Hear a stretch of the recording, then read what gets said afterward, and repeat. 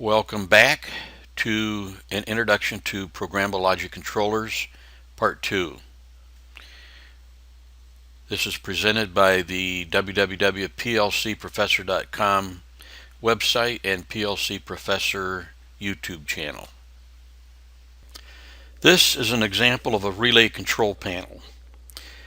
Notice how everything is mounted in rows. The top row contains Allen Bradley relays, about 25 of them. The second row also contains about 25 relays, but the third row is made up of motor starters.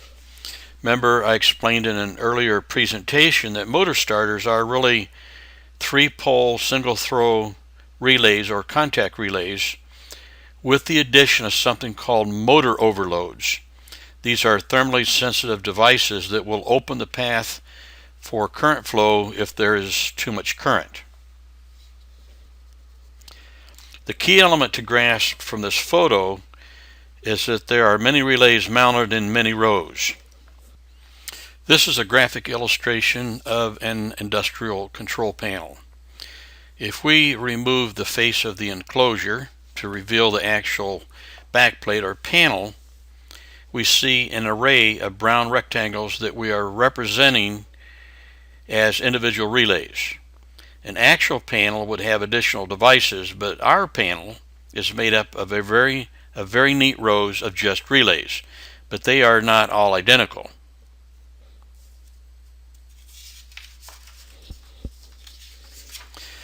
Looking at the relay control panel from a logical view and simplifying the illustration by showing all of the input devices with their cables landing on terminal strips on the left end of the panel and all of the output devices with their cables landing on the right side of the panel, and each to separate terminal strips.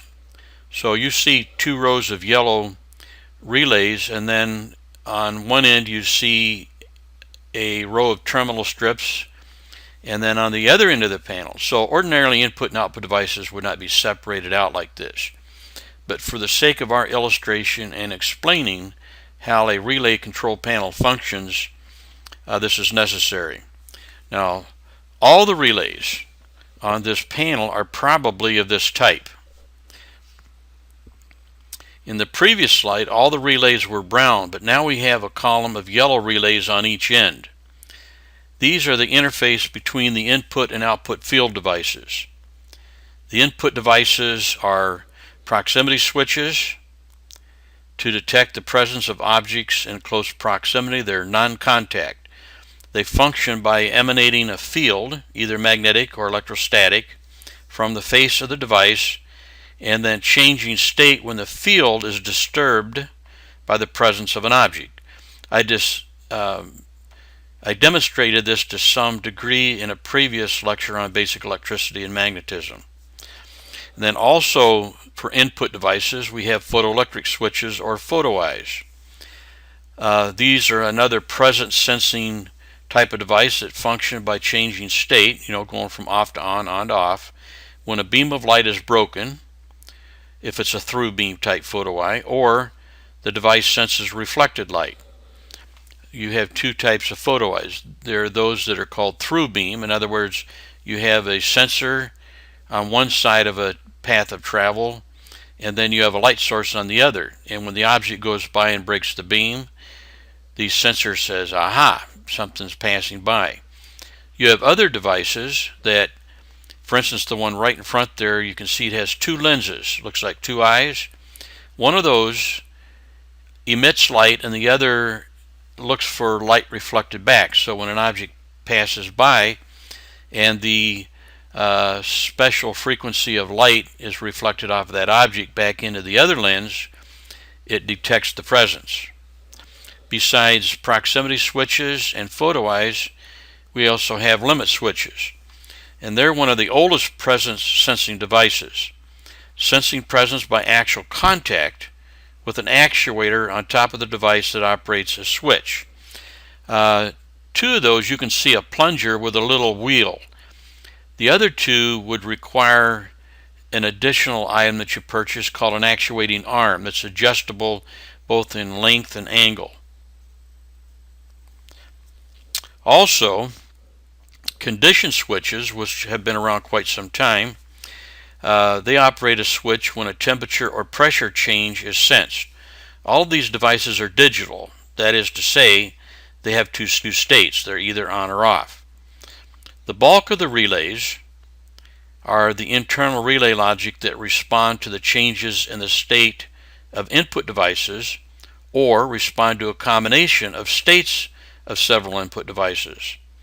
Output devices are most often motor starters. We saw a few motor starters in the previous slide. These are devices that control electric motors. What you see in front of you are all three-pole devices for three-phase, which is a special format of electricity that gives you much smoother and much greater power than single-phase. So these are three-pole relays. You know, when you actuate them or energize them, they switch three poles or three separate paths of conduction in and out. The only access to the state of logic on this type of panel are through illuminated indicators. So on a regular relay panel where you don't have a computer screen, you have indicators. So these indicators are wired in as outputs. When certain conditions are met, a light will turn on the front of the panel to indicate that the conditions have been met and you're in a certain step or phase of the process. And most processes these days have solenoid valves. There's more than just solenoid valves, so we say solenoids, but 90% of the time there's solenoid valves. In an earlier presentation, we talked about these solenoid valves and their functionality with cylinders. All of the products that you see on the screen here are available from Allen Bradley, which manufactures industrial control products. There are other companies that make similar products. This particular company, Allen Bradley, has probably the largest array. The only item that they do not sell, manufacture and sell, are the solenoid valves. Although a real relay panel would not be arranged this neatly, the idea is the same. There are relays that are energized by means of input devices. There are relays that are strictly internal to the logical machinations of the process. We call that relay logic. In other words, they don't actually directly respond to an input device, but they might respond to a group of input devices, so they're logical relays.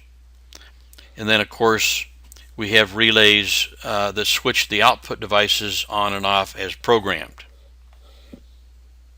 For the sake of illustration, we have enlarged the panel and increased the number of rows to 16 rows of relays. Next, we will rotate the panel to conveniently give us rows of 16 relays, and we will pretend that we have 8,000 rows of 16 relays.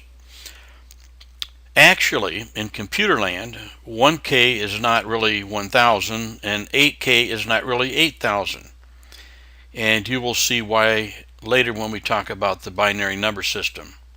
For now, however, we are pretending that we have 8,192 rows of 16 really small relays.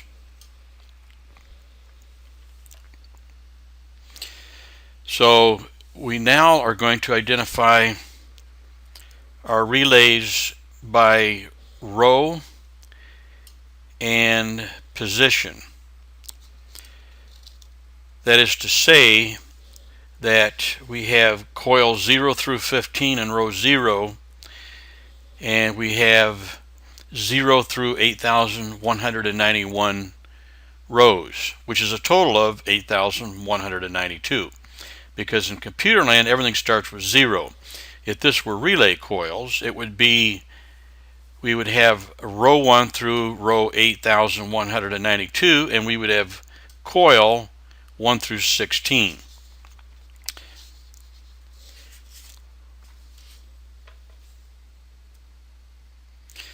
If you look at one coil here, and we'll take the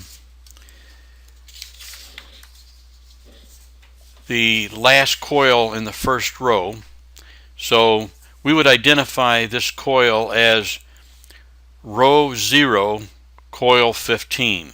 If we look at it, we'll see that it's a coil with one form C contact. Now we know that that relay coil and contacts could be a number of other configurations, but remember, we're making a transition now to bits in memory.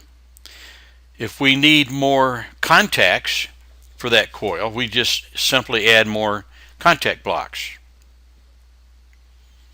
Now that was an awful lot of information to take in a short time. So give yourself a break, get up and take a stretch, get something to drink, and come on back.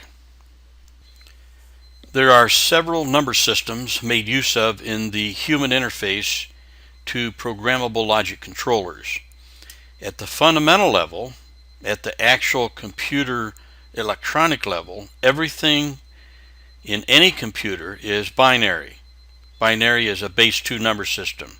2 states, 0 and 1, digital, on or off, yes or no, true or false. Everything is absolutely binary. There's nothing but ones or zeros in any digital computer system.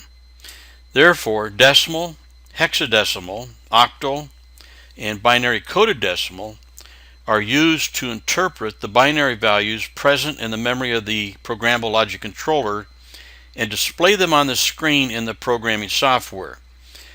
Whereas they are always binary in the PLC, on our graphical user interface like RSLogix 500, RSLogix 5000, or any programming software, we may see a decimal value, we may see a hexadecimal value, but they are representing binary numbers. The binary number system is second nature to us, so we will use it as a springboard into binary. To do that, first we're going to look at the decimal system as we see it. You have indexing, positional notation, exponential.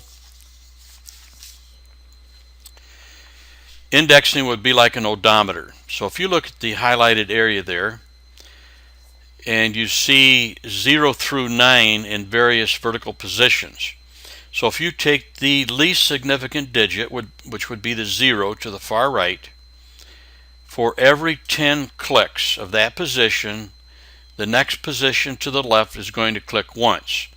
So the second position from the least, the second least significant digit, is a 10 counter.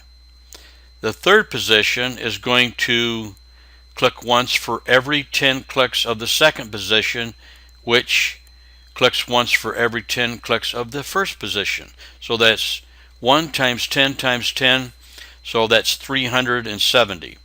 So the third position is a multiple of 100, and of course, decimal's all second nature to us. So indexing like an odometer. In exponential, we have units, and then we have 10 to the first power, 10 to the second power, 10 cubed, 10 to the fourth, 10 to the fifth, and 10 to the sixth. In positional notation, which really is the one that we're the most familiar with, is ones, tens, hundreds, thousands, 10,000s, 100,000s, and millions. Again, if you start with the units position, which is the least significant digit all the way to the right, ones, you simply multiply by 10, by 10, by 10, by 10, by 10, by 10 to get to a million. Okay, everybody understands this. This is second nature to us. If I were to rip off a number and say 5,785,934, you can picture that number in your mind. You could write it down. You could repeat it. And if I said dollars, you would instantly have a relatively good idea of what that was worth, the actual value. Here we have, again, three representations of the same value. 40,000. 4 times 10 times 10 times 10. 4 times 10 to the fourth. So again, everyone observing this understands the decimal number system and is very, very intimate and familiar with it. Binary, on the other hand, now we're showing this exactly the way we did decimal. So there's binary, there's decimal, indexing, exponential, positional notation, and here's binary. Decimal, binary. Indexing, whereas in decimal it took 10 clicks to get the next significant digit to click once. With binary, 2 clicks and the next one clicks once.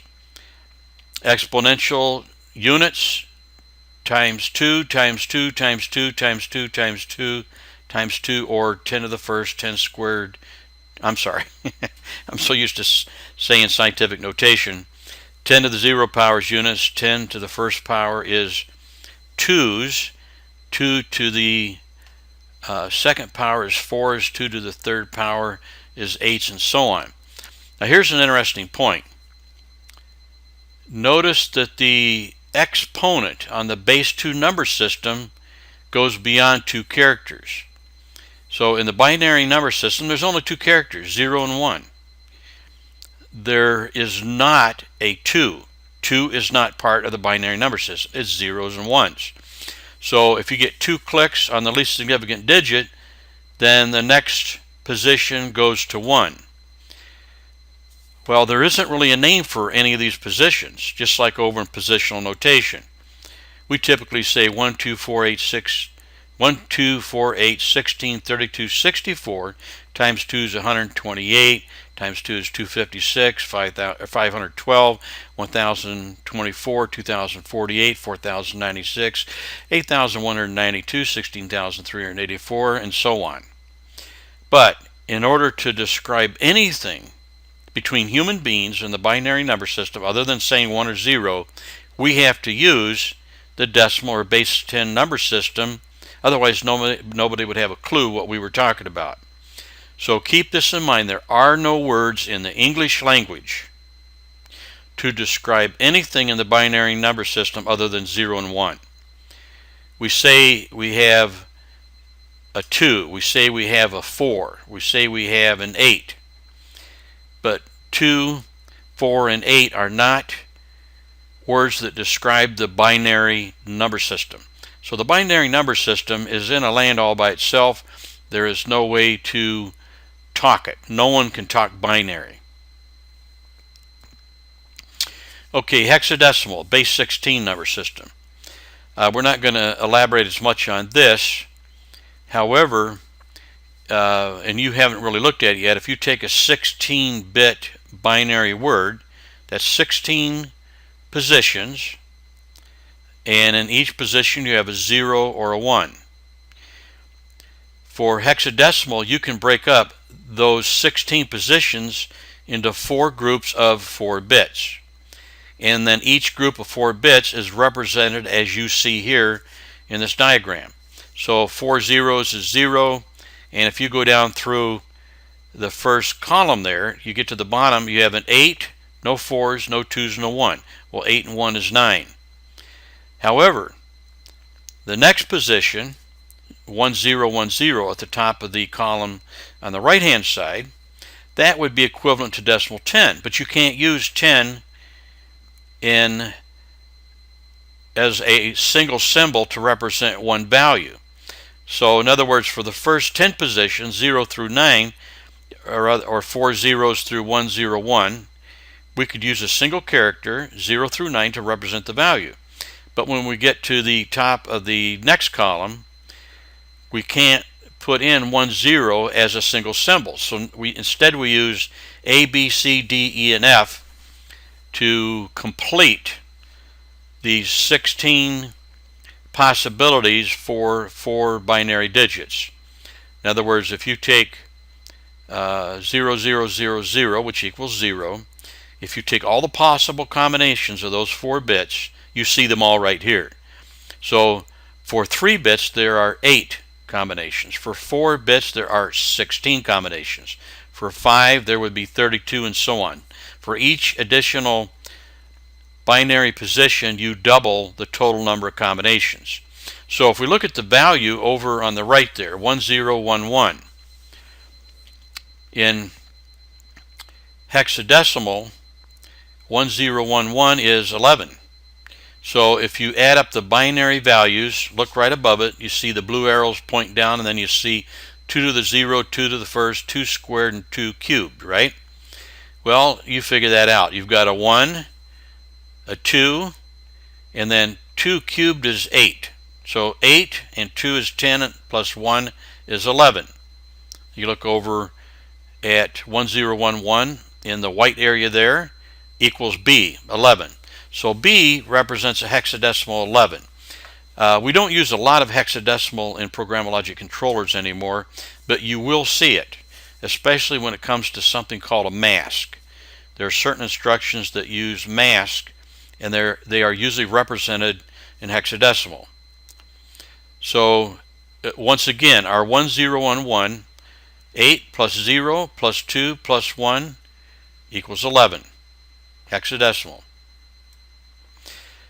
Now this is also hexadecimal.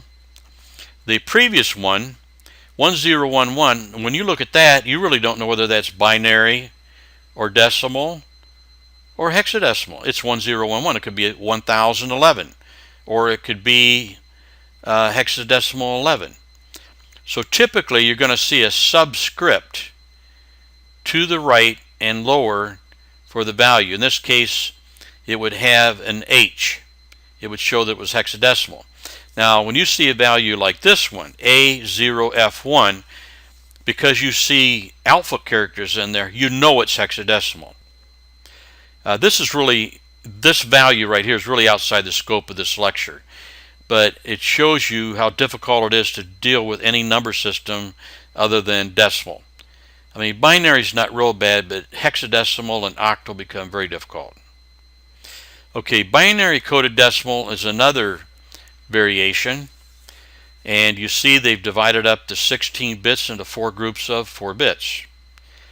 The difference is, in BCD, the equivalent decimal value of any group of 4 bits will never exceed 9, because this is binary coded decimal. The conversion value has to be decimal. So look at the top 16-bit word, 10000110100100101. Well, you know, I just repeated that, read it off the screen, and I can't remember what I said. But if we go through and convert and add up a 1, a 4, a 16, 128, add 512, add 1024, and add 32,768, that adds up to 34,453 as a decimal equivalent. So you see the top 16 bits have a little 2 subscript equals 34,453 with a 10 next to it. That way you know it's decimal. Now we take those exact same 16 bits, drop them down, divide them up into groups of 4 bits, and we say the first 4 bits to the right are the ones, or the units. The next 4 are tens, the next 4 are hundreds, and the last 4 are thousands. So we have 8,000, then you have a 4 and a 2, that's 600. You have an 8 and a 1, that's 9, and you have a 4 and a 1, that's 5. But you don't add them all up. Those are the positions. 8695, 8,695. BCD, you see that a little more often in some of the older PLCs. In newer PLCs, there are instructions for BCD, to BCD and from BCD conversion instructions, but you're not going to see that much of either hex or BCD. Okay, octal, base 8 number system. Remember, we're talking about the number of symbols. Binary has 2 symbols, 0 and 1. Base 8 has 8 symbols, 0 through 7. Base 10, decimal, what we all know and love, has 10 symbols, 0 through 9. Hexadecimal has 16 symbols, 0 through 9, A, B, C, D, E, and F. So if we look at these bits here, 101000101, little subscript base 8, that's equivalent to 2,129,985 in base 10. The next value there, that's also base 8. That's the highest value you could have for base 8 for 8 positions. Because remember, the characters are 0 through 7. So 7777, 7777, you can't go any higher than that. That's it. 7 is the highest value in octal. You won't see this in any new PLC, but in the older PLC 5s, PLC 2s, especially the 1771 I/O configuration for what was called a rack of memory. You had a 2-slot addressing, 1-slot addressing, half-slot addressing, and it all revolved around the base 8 number system. I'm sure you have lots of questions, but this will basically take care of an introduction to different number systems. The one that we really care about the most is binary. Okay, binary digits, B-I-T-S, bits. That's where that term comes from. A bit is one position in a binary value. A nibble is 4, 8 bits is a byte, 16 bits is a word, 32 bits is either a double integer or a long word, and so forth. Now let's jump back to our enlarged array of relay coils and magically convert our array of relays into an array of individual microcircuits, each of which can individually be controlled into 2 states, on or off, just like a relay coil that can only be one of 2 states, on or off. So are the bits of memory. They are in one of 2 states, on or off. In binary, the closest that we can come to 1000 as positional notation is 1024. In other words, multiples of 10, 1, 10, 100, 1000. But with binary, it's 1, 2, 4, 8, 16, 32, 64, 128, 256, 512, and 2 times that is 1024. For years now, the makers of computer memory have quantified their product in Ks of memory, or multiples of 1024. In recent years, the industry has strayed from this convention because the extra 24 elements really begin to add up when you get into mega and giga elements. So let's pick up one relay equivalent bit and examine its actual construction. You see that each bit is an actual microcircuit that is connected to the entire array of bits in such a way that it can be turned on or off, and in such a way that it can be read, or to say that it can be examined to determine which of the 2 states that it is in, on or off. So with relays, you use the normally open, normally closed context to query the coil as to its state. In computer memory, you read or write. You write to the bit to set it 1 or 0, and you read from it to see what its state is. Let's select another bit in the array. In the upper left-hand corner, you could say that these 2 bits are as far apart as possible in the memory array. What is the only difference between these 2 bits? Just think about that for a second. The address, or more correctly, the memory location. As we go along, you will notice more use of the term memory location than memory address. Before there were street names and house numbers, the word address was strictly a verb, never a noun. When we get into programming, we use the instructions that address memory locations, much as you address a person with a question or a statement, a read or write. When you make a statement addressing an individual, you're setting their state. If you ask a question, you're reading or determining their state. This fine point will make it easier to follow the description of logic programming.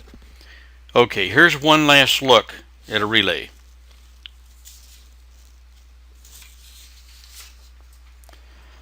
Let's take a tighter look at the symbols and functions. In a relay control system, the contacts are used in other circuits to indicate whether or not the mother coil is energized. So you could say that the normally closed contact has continuity if the relay coil is, the normally closed contact of a relay has continuity if the coil of that relay is correct, de-energized. The relay de-energized is the normal state, so the normally closed contact will be normally closed when the coil is in its normal state of de-energized.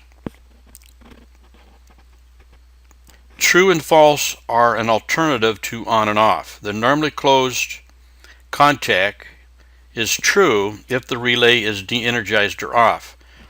The normally open contact is true if the relay coil is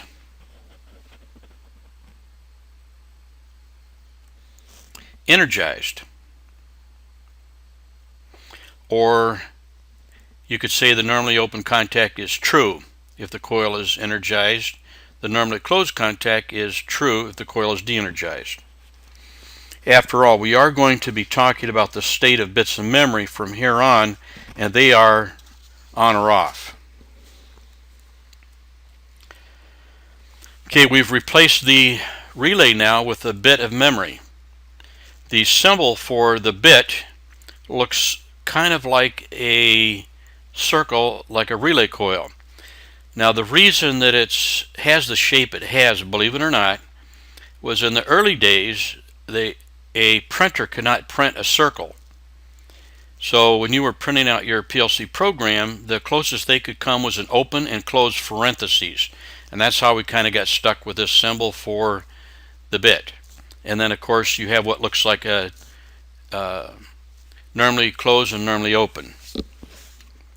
How would you phrase? Now remember, these are instructions now, not contacts. But we're using the symbols from relay contacts to represent the instructions. So the first instruction over there on the left, it looks like a normally closed contact. This instruction is true if the bit is de-energized or energized. Correct, de-energized or off. This instruction is true if the bit in memory is de-energized or off. From now on, we should be saying off, not de-energized, because you don't energize a bit. You set it on or off. You set it in one state or the other. This instruction is true if the bit that it addresses in the PLC's memory is energized or on.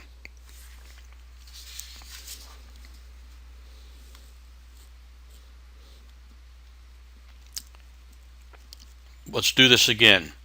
This instruction is true if the memory location addressed by this instruction, if the bit in memory addressed by this instruction is off. This instruction is true if the memory location, the bit in memory, the memory location addressed by this instruction is on.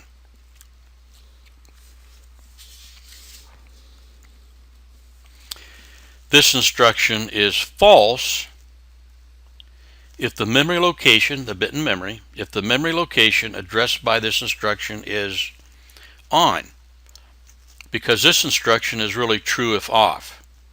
Now, Alan Bradley calls these two instructions XIC and XIO. I prefer to call this one true if off. Therefore, it's false if it's on. This instruction is false if the memory location, the bit in memory, addressed by this instruction is off. Okay, this is a normally open push button. And this is not part of PLC programming, but there is a certain situation when programming a PLC that you might run into which is confusing, and that is the difference between when you have a normally open contact or a normally closed contact wired up as an actual input device. Remember, a push button is an input device. So normally open push button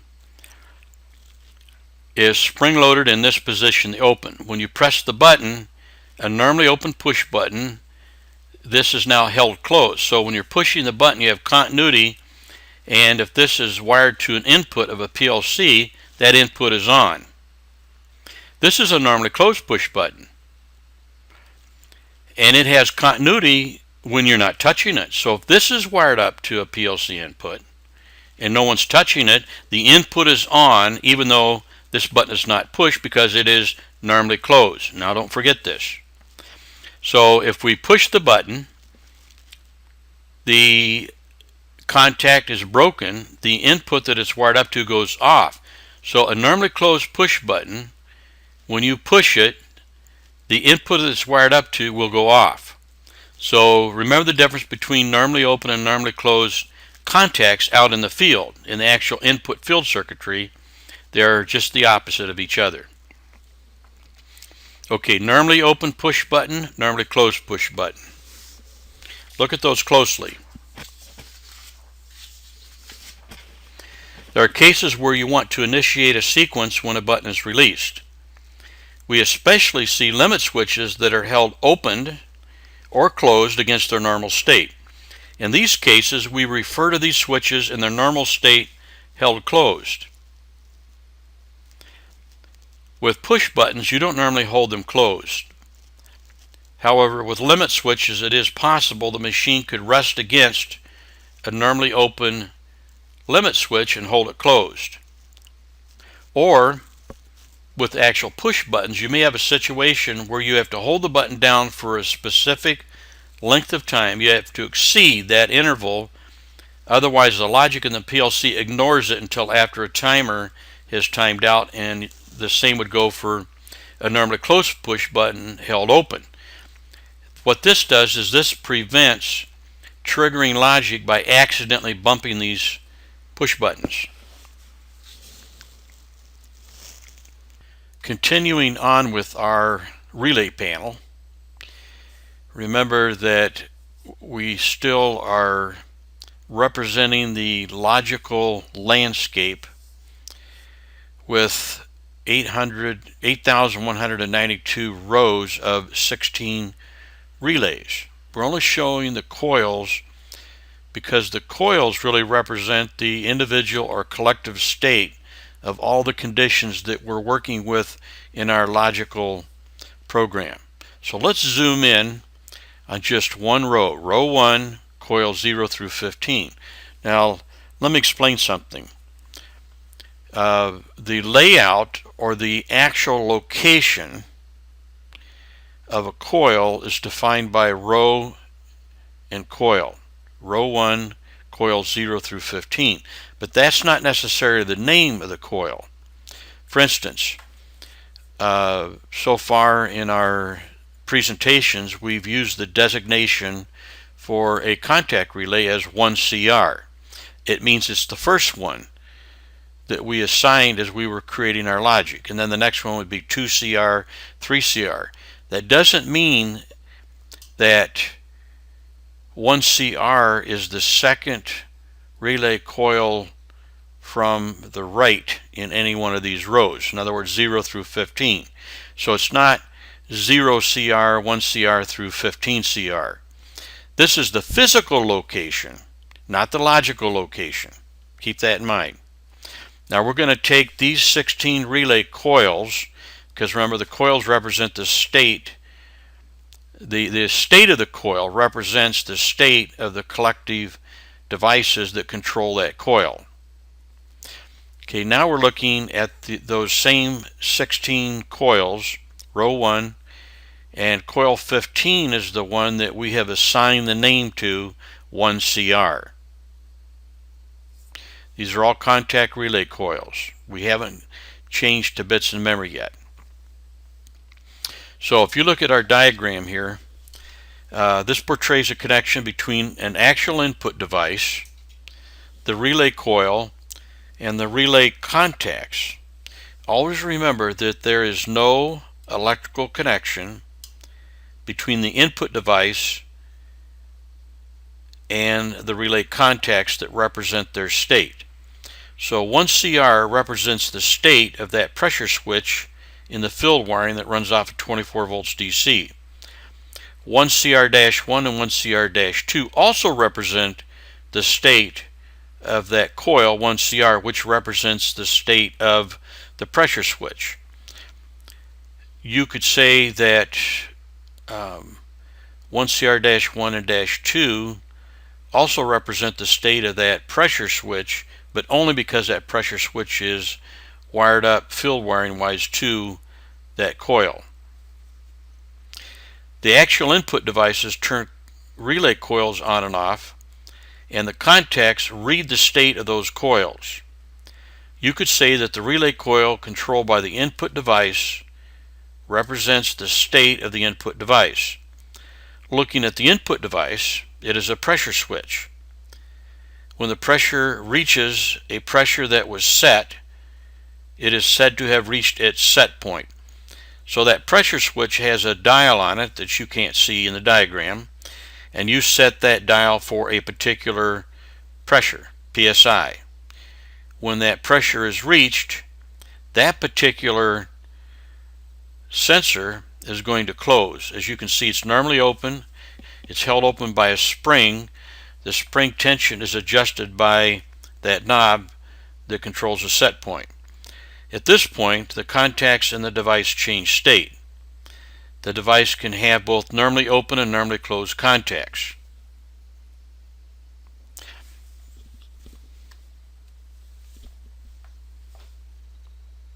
However, the pressure switch is not wired directly into the control panel's logic.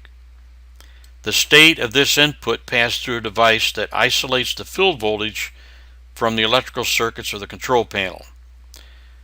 Looking at this diagram, with the state of the input as shown, and with what you know about the contacts that are identified as being controlled by this input device, are either of the contacts true at this moment? When I say either of the contacts, I mean 1CR-1 and 1CR-2. The pressure switch is open in the field wiring, which means that 1CR is de-energized. So are either of these two relay contacts, 1CR-1, 1CR-2, are either one of them true? Correct. The true if off, because the relay is off because the pressure switch is unconnected, it's not completing the circuit. The true if off contact that is identified with the relay coil is true because the coil is off. So the contact is true because the coil is off, and the coil is off because the field device, the pressure switch, is open. Remember, the contact reads the coil, not the pressure switch. Now you're saying in this case, isn't it one and the same? In some cases it will appear one and the same. In other cases it will not be, as you'll see later.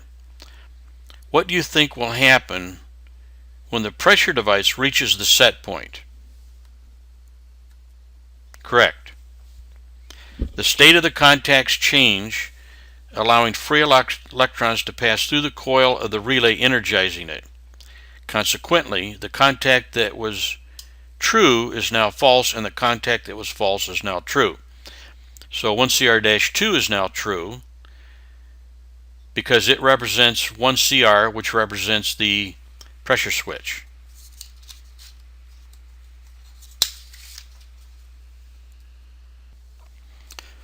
Remember, the relay coils are data that represent the state of the field devices, such as proximity switches, photoelectric switches, limit switches, conditional switches, etc. However, the contacts mechanically connected to these relay coils do not exist in the scheme of things unless you use them. That is, The contacts are wired into other circuits that control other relays or that control output devices such as motor starters, panel indicators, solenoid valves, etc., etc. This is why we separate the coils from the contacts logically in our diagram. Okay, let's run this diagram through a time machine. Watch closely the transformation from relay coil and contacts to a bit in the memory of a PLC and the basic instructions that address these bits. Watch the location of the coil change as well to a memory location. So what was coil 15 is now bit 15. What was row 1 is now word 1. Now there's an I in there, word I colon 1. The I is in there to signify that this 16-bit word in memory is part of the input, I for input, part of the input image table. So look this over closely. You still have your pressure switch. It's still 24 volts DC. Another inclusion here, if you will, the row of yellow relays in our original relay panel was the electrical interface between the field device voltages and the voltage on the panel. We have now replaced those special relays that interface the field voltage to the panel voltage with something called an optical isolator. So that little square you see there with a diode, a couple looks like bolts of lightning that just indicates light, and then a phototransistor, and it's part of the input module. So the input module specifically is the electrical interface between the field wiring and bits in memory. The memory is most likely powered by 5 volts DC, where the field wiring could be anything from 24 volts, 115 volts, etc. So this optical isolator, and if you look closely at it, you can see that there's an airspace, so to speak, between the field wiring and the output side of the optical isolator that is connected to bit 15 of word 1.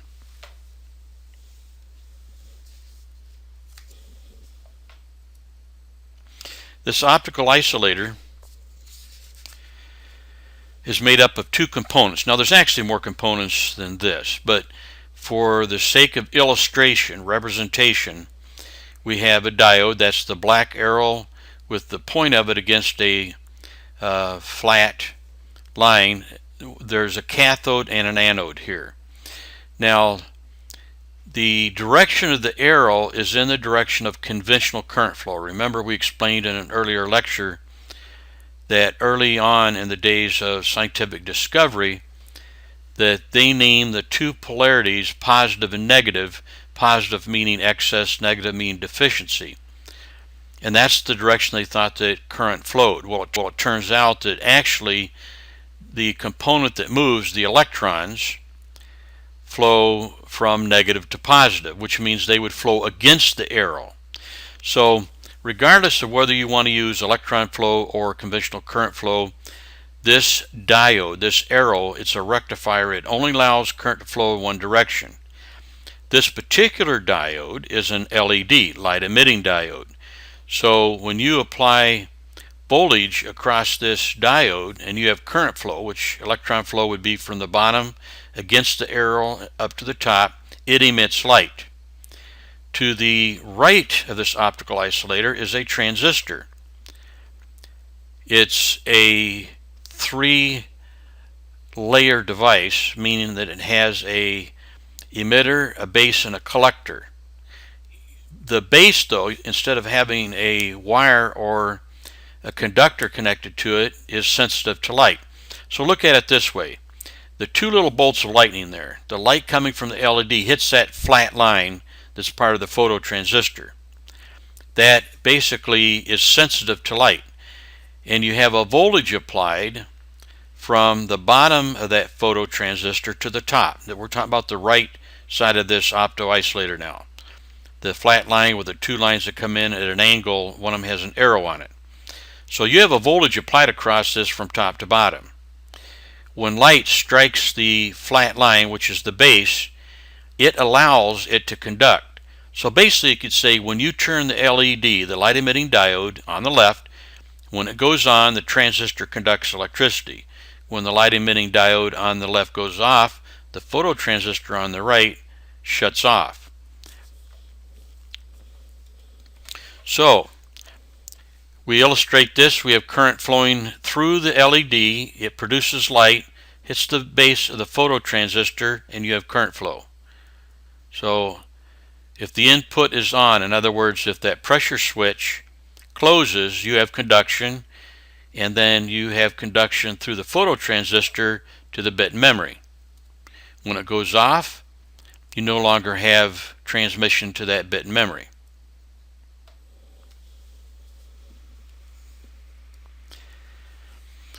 Okay, a little more detail.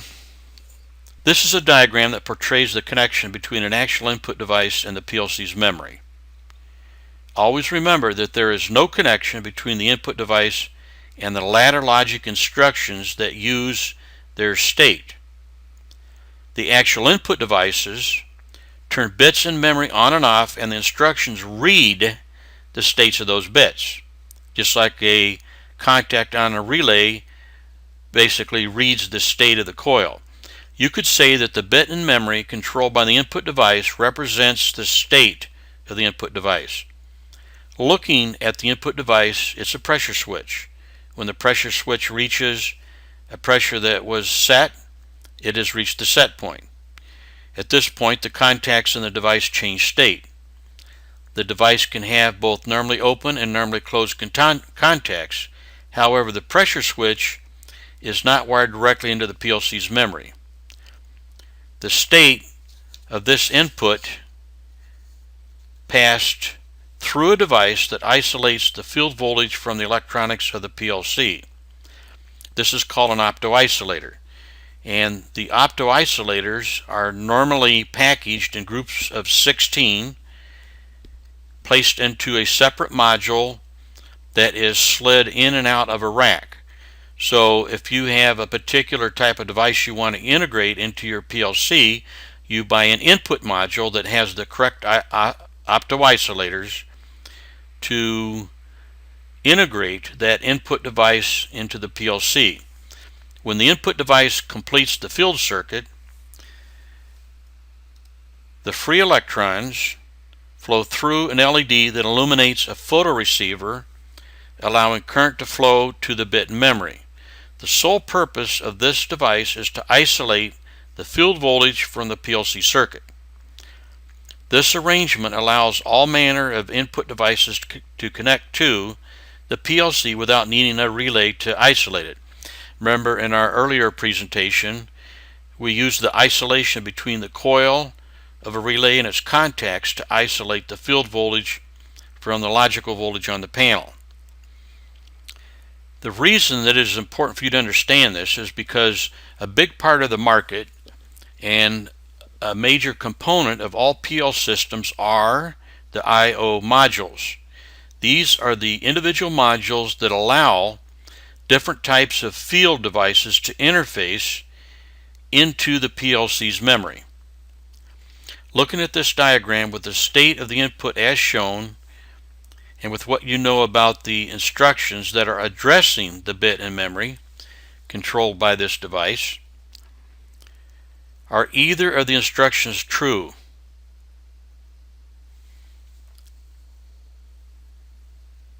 Correct. The true if off instruction that is addressing memory location I for input, row 1, coil 15 or bit 15 is true because the bit in memory that it is addressing is off. So the instruction is true because the bit is off in memory, and the bit in memory is off because the field device, the pressure switch, is off. Remember, the instruction reads the bit in memory, not the pressure switch. What do you think will happen when the pressure device reaches the set point? Correct. When it reaches the set point, the pressure switch closes. Now I don't show it, I'm not animating it to show it closed. Instead, I just highlighted it in green to show that the circuit is complete in the field wiring. The state of the contacts changed in the pressure switch, allowing free electrons to pass through the LED in the opto-isolator, thereby turning on the associated bit memory. So you see bit 15 now of word 1 now shows that it's on with a green circle. Consequently, the instruction that was true, which looks like a normally closed contact there, it was true before we turn this on. It's now false, and the instruction that was false is now true. While the PLC is in the run mode, the logic is continuously reading the bits in memory that they are addressed to and updating the logic.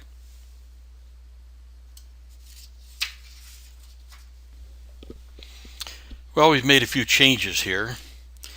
Let's fatten up our diagram with more than one input and change the device to momentary contact push buttons.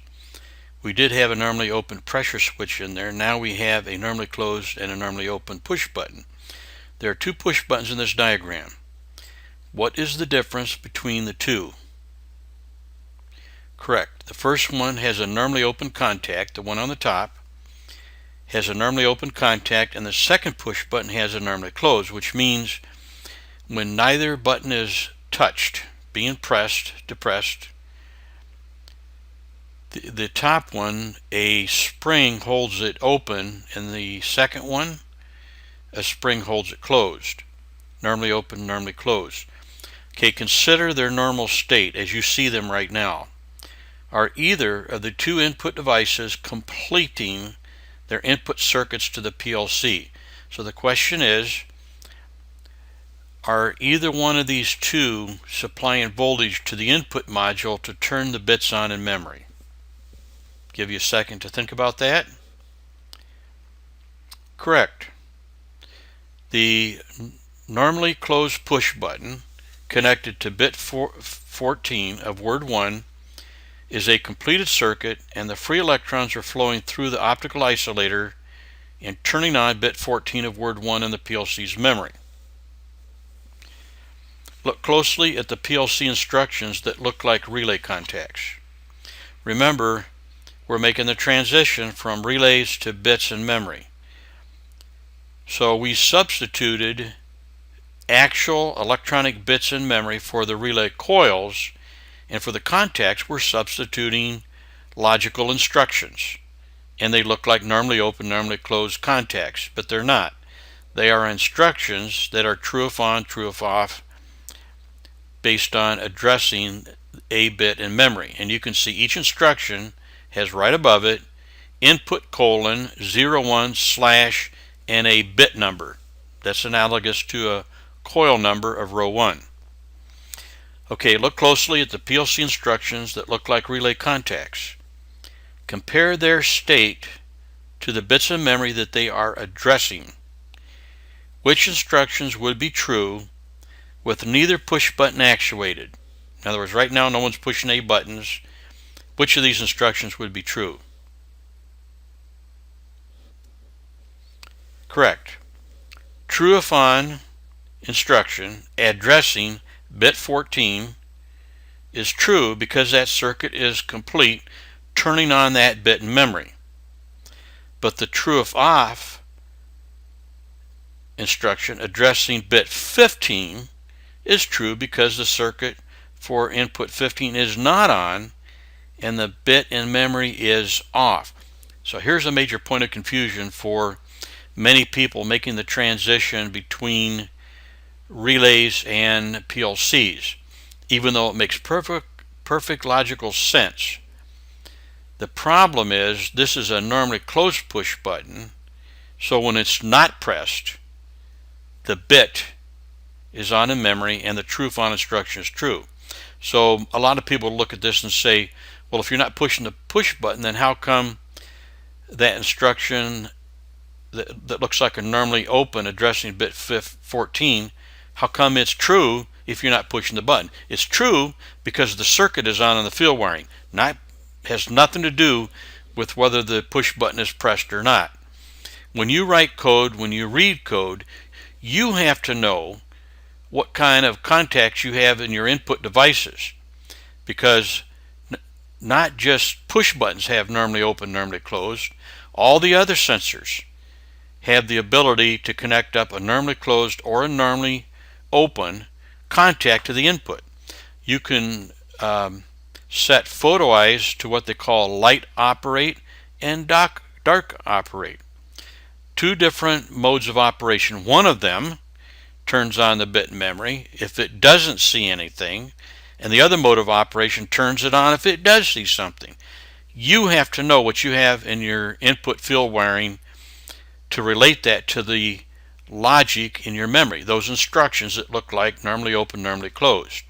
So the only real way to look at these instructions, when you see that instruction that's true right now, I:01/14, that looks like a normally open contact. It's true because bit 14 is on. You want to isolate that in your mind from what it's actually hooked to out there in the field, unless you're writing the code. If you're writing the code and you want to know if that button is closed, which it is right now, the one hooked to bit 14, it's closed. If you want to know if no one's pushing it, then you need to use the true if on instruction, because the bit is on, bit 14 is on. Let's elevate word input:1 to the top of the diagram to emphasize it. This makes it a little bit easier to look at. So rather than work in the small definition down there in process memory, we'll elevate this word and continue.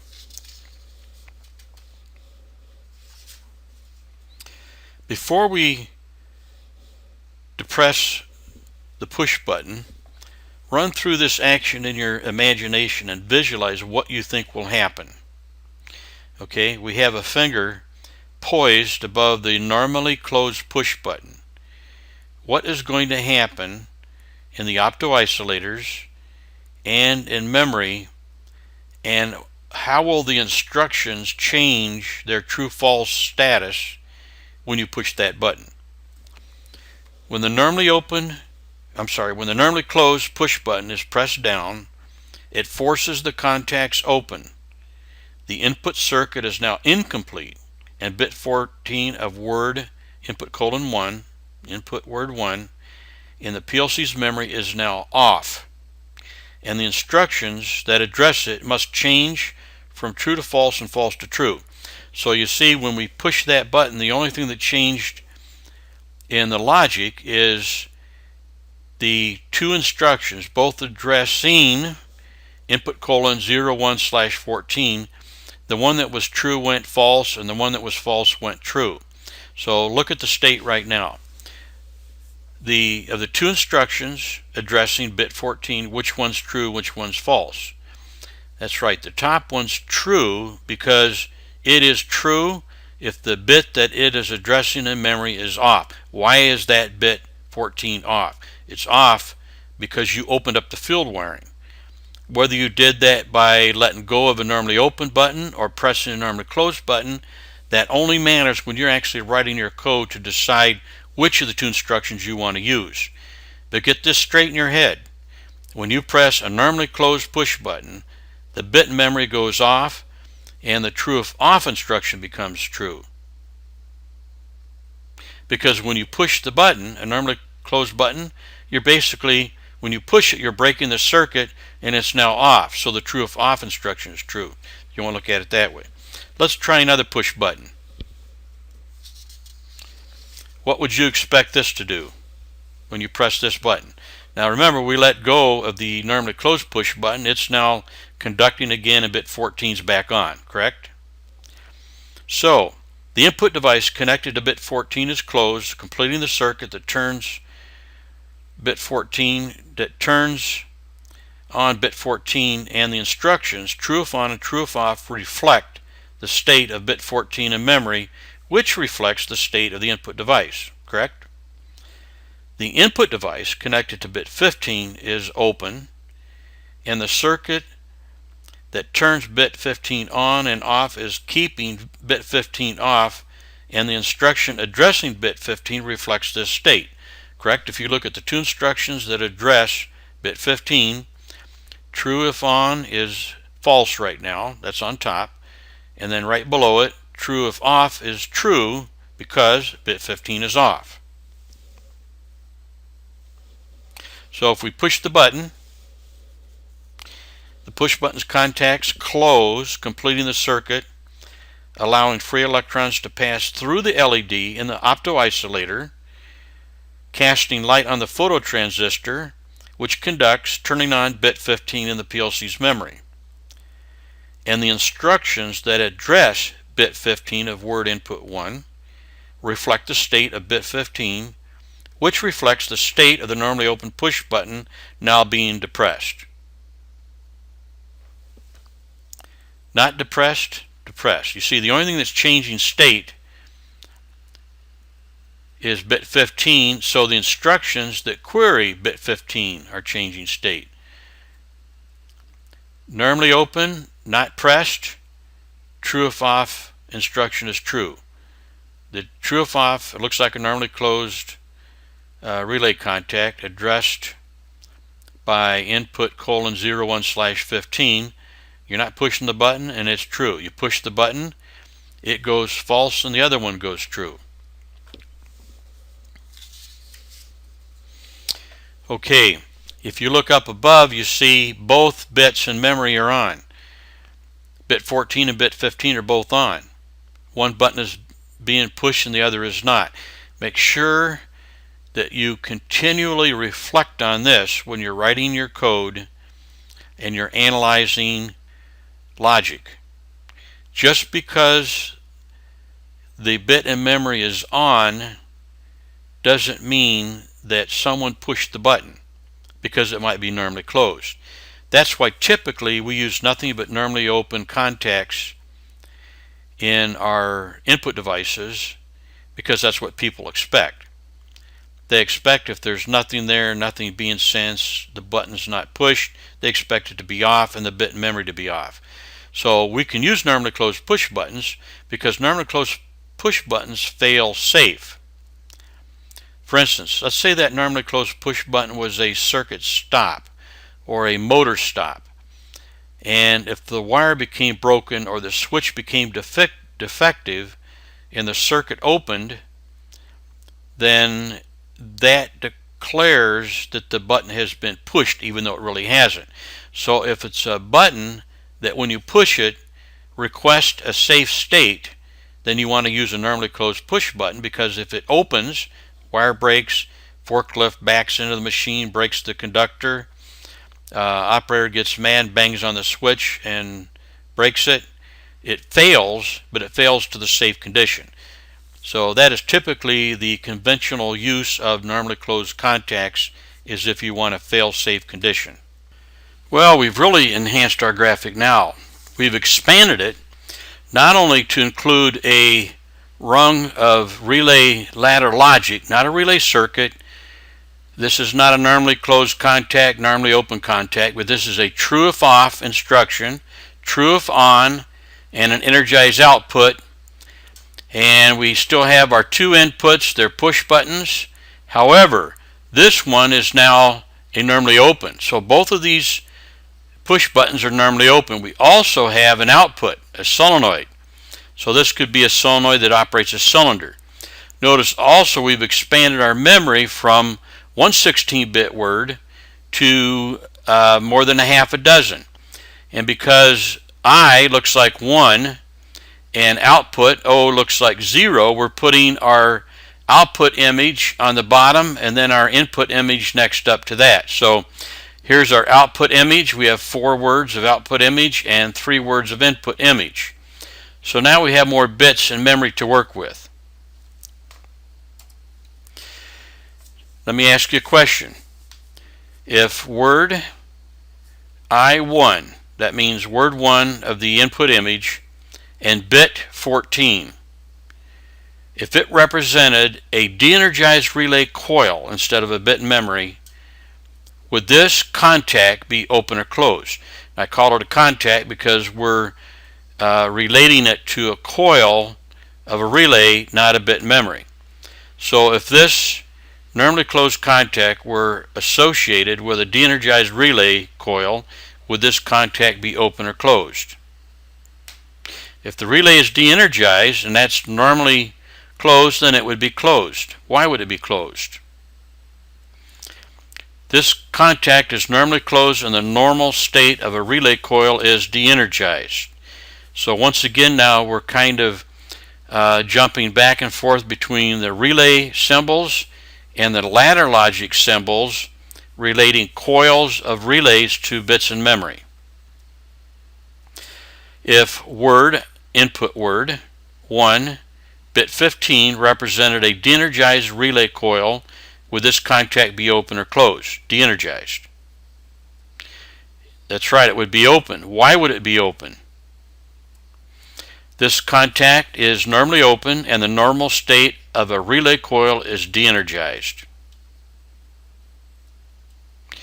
With neither push button pressed, are any of the inputs on?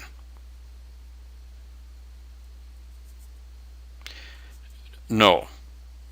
With none of the inputs in memory on, look at your field wiring for your inputs.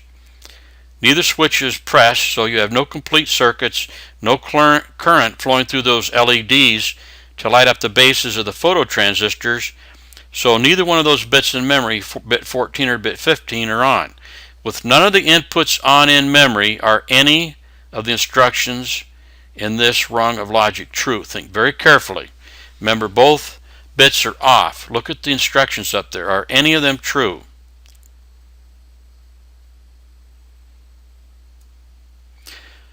Yes.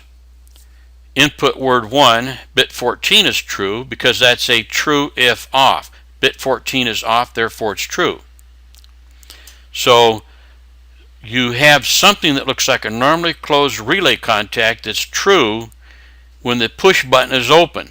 This is where you can get confused when you try to match up the symbols with the field wiring.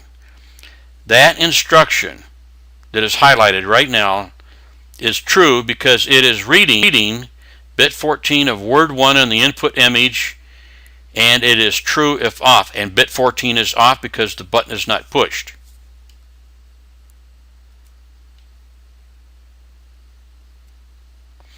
If we pressed this push button, what is the effect in memory? So we're going to push the button connected to bit 14 in input word 1. What will be the effect in memory? That's right, it'll turn on bit 14. With this input in memory on, are any of the instructions in this rung of logic true? Remember, we have true if off, true if on.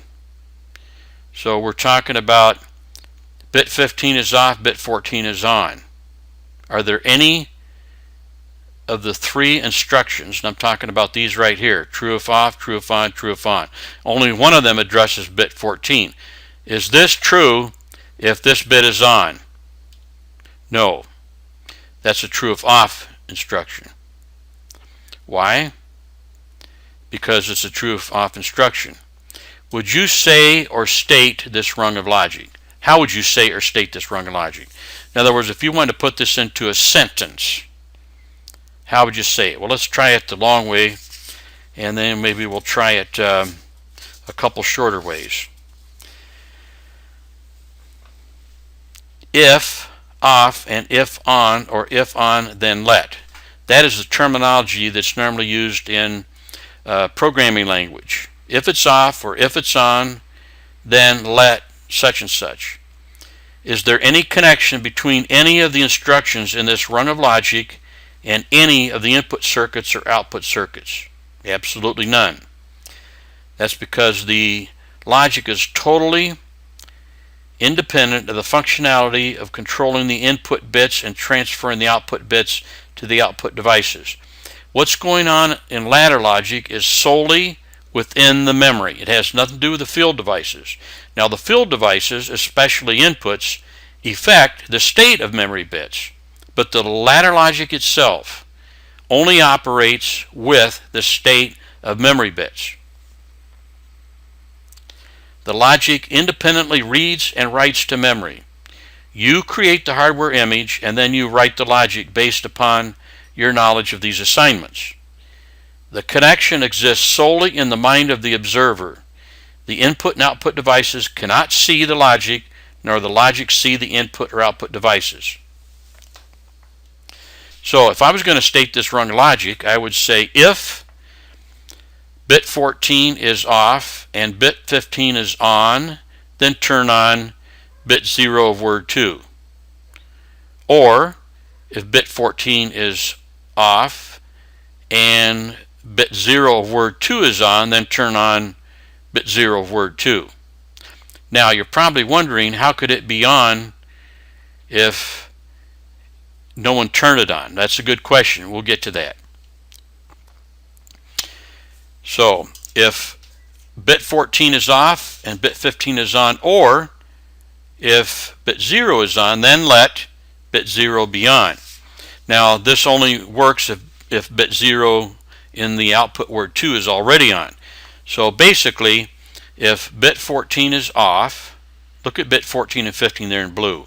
If bit 14 is off and bit 15 is on, then that rung of logic is true. It then, with the output instruction, the OT, output energize, sets bit 0 of word 2 in the output image to on. The next time you come through and read this rung of logic, now the true if on instruction right below bit 15 instruction, it's now true. So if you were to lose bit 15, in other words, if it were to go off, bit 0 of word 2 is still on. So you still have a true path over to the output instruction that turns on bit 0 of word 2. Is there any connection between the instructions in this rung of logic and the input and output devices? Absolutely none. Why? Because the instructions read the bits in memory. They don't read the input devices. By the way, notice that this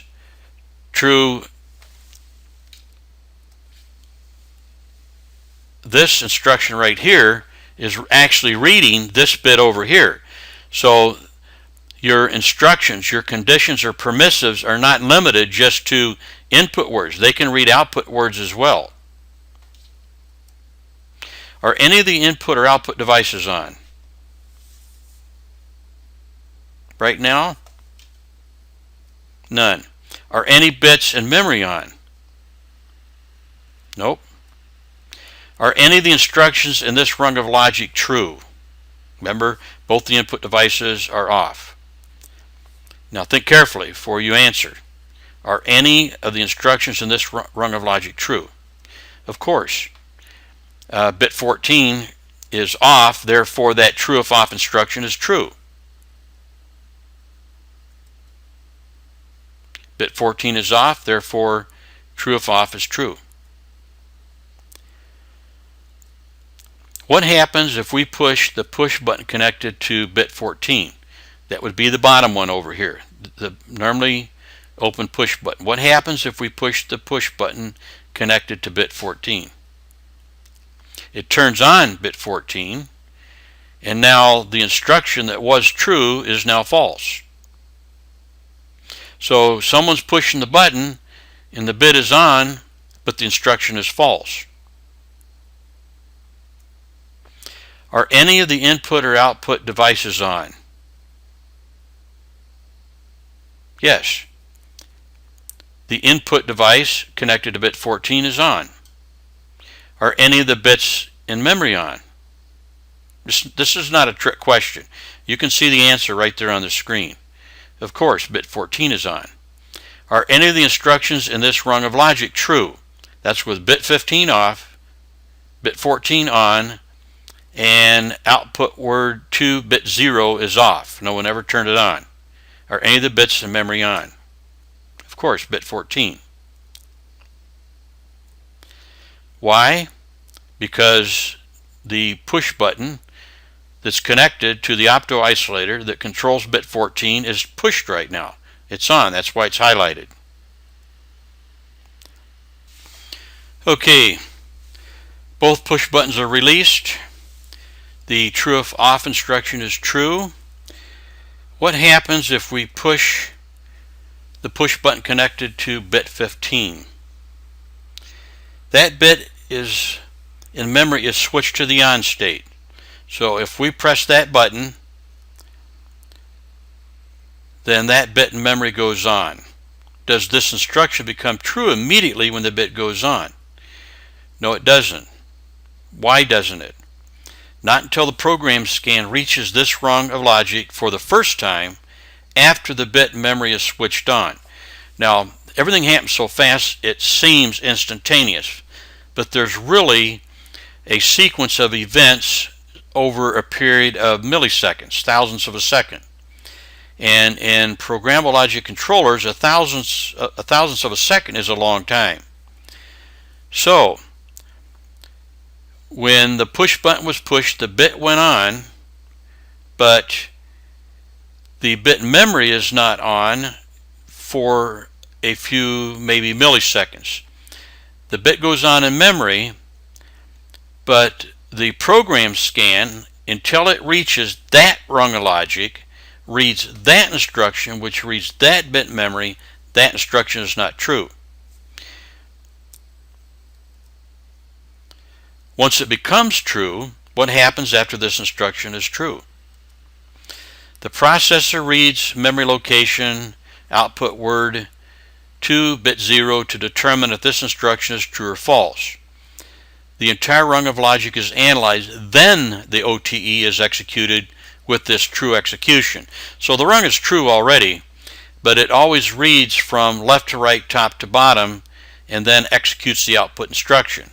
So the OTE is not going to be executed until the whole rung of logic is executed. When that happens, this true state of this rung, because those two instructions for bit 14 and 15 are true, then output word to bit 0, it's not true. It is turned on by that output instruction, that OT instruction. Now, does the output solenoid energize immediately? No. Output word to bit 0 is turned on immediately, but it's not transferred out to the solenoid valve until the program is done scanning and the output image is executed. Does this instruction become true immediately? Now remember, this instruction was false on the last scan because output word to bit 0 was not on yet. Now it's on. So the next scan around, it comes down. And by the way, you're still holding that button down, because this all happens in a couple milliseconds. I don't care how quick you are. If you're Flash or Lightning Johnny, you can't push that button and release it in less than a couple thousandths of a second. Which means if you push that button with your finger, it's going to stay pushed for at least 5 to 10 program scans. On the first scan, bit 15 was on, so that instruction was true, so it turned on that bit in the output image. Output image word to bit 0. The next scan through, it reads bit 14, it's off, so that's true. It reads bit 15, that's on, so that's true. It reads bit 0 of word 2, that's now on, so it's going to declare it as true. Then it turns on bit 0 of word 2 the output image. But you say, wait a minute, it's already on. That doesn't matter. The PLC is not that smart. It doesn't know the bit's already on. It just turns it on every single program scan. So every single program scan that this rung is true, it turns on that bit in memory. Now it was already on, so it's redundant. But remember, this instruction, the OTE, output energize, that's setting or resetting bit 0 of word 2 the output image. It has a true execution and an off execution. Every program scan that the rung is true, it's telling that bit in memory, bit 0 of word 2, you're on, you're on, you're on. Stand up, you're on, stand up, stand up. Now when the run goes false, then every single program scan, it's going to say, hey, bit 0 and word 2 of the output image, you're off, you're off. Sit down, sit down, sit down. You're off, sit down, sit down. You see what I'm saying? It has a true and a false execution. So when the run's true, it executes the same function every single scan that the program is true. When it's false, the rung is false, it has the same false execution and it executes it every single program scan. Why is the instruction addressing input word 1 bit 15 still true? Well, you're still holding your finger on the button. That bit in memory 15 is still in the on state. That's why it's still true. You haven't let go of the button yet. What happens if we release the push button connected to input word 1 bit 15?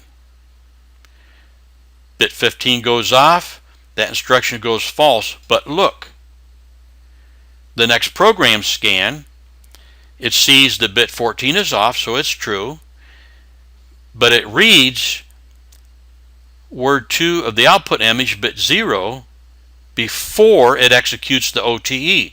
It reads it, it sees that it's on, so it turns it on. This is called a seal-in or self-sustaining logic, seal-in logic. Very important thing to understand about relay ladder logic is this functionality.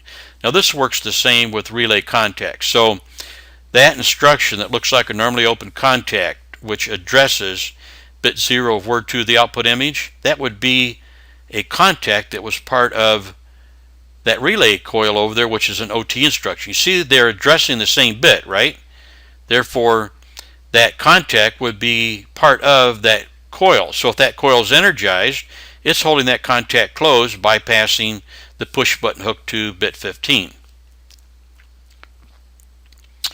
Why is bit 0 of word 2 the output image still in the on state? We just answered that. None of the inputs are on, right? Look over there, bit 14 and 15 is off. But the true if off instruction that addresses bit 14, it's still true because 14 is off. 15 is off, so the instruction that addresses bit 15 is false, but we have the instruction addressing bit 0 of word 2, it's still on, so it's still true, so it holds itself on. If bit 14 is off, so that the first instruction is true, the logic reads bit 15 and it is off, so the second instruction is false. The logic reads bit 0 of word 2 and it is on, so that instruction is true. The rung is true and it executes the true execution of the OTE, turning on output word 2 bit 0. The fact that it is already on is irrelevant. The logic energizes at every scan that the rung is true. The same is true when the rung is false.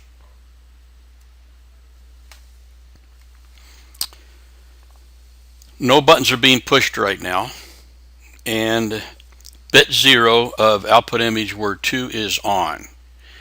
And every single program scan, as long as this rung is true, the true execution of that instruction, that OTE instruction, will set that bit to 1. It'll turn it on. Now, the fact that it's already on is irrelevant.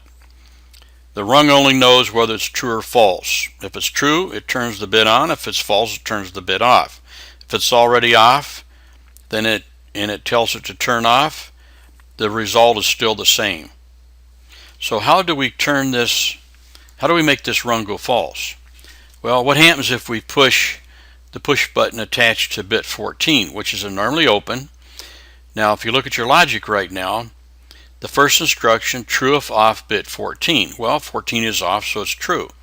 So if we press the button, 14 goes on, that rung goes false, and it turns off bit 0 of the output image word 2. The next scan, that instruction is also false. And when we let go of that button, then the instruction, the true if off instruction, will go back true again. But neither bit 15 is on nor bit 0, so the rung still stays false until you push the top push button that turns on bit 15 again. Okay, how would you do this with a normally closed push button? Remember, we like normally closed push buttons. We like normally closed contacts in any situation where we want to fail safe or fail off state, meaning the field device fails, either the wire opens or the device breaks. So with a normally closed push button for a stop button, you have continuity all the time. Bit 14 is on, as you can see, no buttons pushed. If the button were to break, then that input would go off, and so would bit 14. So it would be fail-safe. So we also have to change the instruction that reads the bit from a true if off to a true if on. Now remember, whenever you want a rung of logic that has one event that makes the rung go true and stay true, and another event that makes the rung go false and stay false, you need the right combination of field devices and logic. So in our previous example, I'll just back up to that. You see we have a true if off instruction reading bit 14, and we have a normally open button, and that worked for us. Moving forward, now we have a normally closed push button, so we need a true if on instruction. In other words, no buttons being pressed right now, so the first instruction is true. When we press the start button, then that input turns on bit 15, so the second instruction is true. It turns on output word to bit 0, which turns on the solenoid. Next scan through, it reads that, remember this is a read instruction now. The previous scan we wrote to bit 0. This one we're reading from bit 0. So we see that that is on. And when we let go of the push button that started this whole thing, we have a rung that's being held on. Now how would we shut this rung down? How would we make this rung go false? Well, we would press the normally closed button, bit 14 goes off, that instruction goes false, turns off bit 0, turns off the solenoid.